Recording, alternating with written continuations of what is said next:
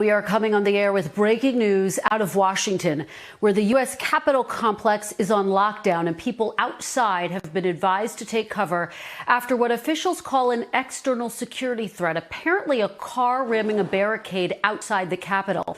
Now, shots have been fired. Our Pete Williams has been following this story and has the very latest developments of this ongoing breaking news. Pete, what can you tell us? Kristen, the best information we have is that this is on the Senate side, the Constitution Avenue side of the U.S. Capitol, where this temporary fence was set up and a barricade was erected to keep cars that had to go through a checkpoint.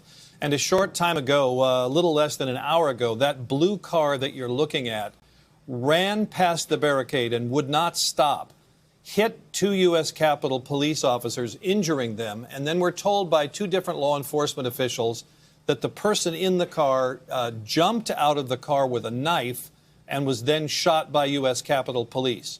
So we know of 3 people injured, the driver of the car who was shot, the 2 U.S. Capitol Police officers who were struck by the car. All 3 have been taken to the hospital. We're told that the injuries of one of the Capitol Police officers is considered critical. We don't know the condition of either the driver of the car or the other Capitol Police officer. And we don't know anything about what this person's motive was, what the background was, where they came from. It would seem to be more than just an accident if the person jumped out with a knife. But you see the sort of double barricade there. The lower right portion of your screen is the temporary fence that is what's left now of what was originally put around the Capitol after the January 6th riots of the Capitol. And then you see the more permanent structure, which is that pop-up barricade that says stop there where the car is struck. That's obviously what stopped the car. So it went through the checkpoint, which is right above the word police on your screen, where the Capitol police officers were checking anybody who wanted to get further toward the Capitol complex. And that's the Senate side of the Capitol that you see in the upper left of the screen.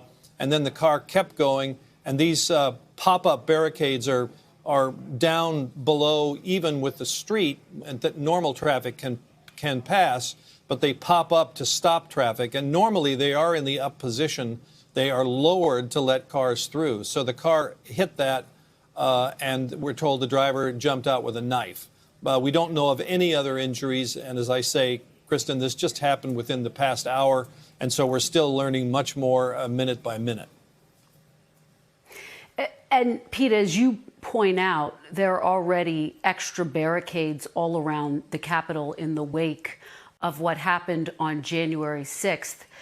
Do we have any sense that investigators are concerned about any ongoing threat, or at this point, does it seem as though that driver in the car is it?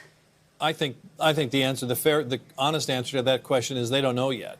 They don't know much about the driver. This just happened. I have no other information to indicate there's any other threat. This does seem to be, quote unquote, over.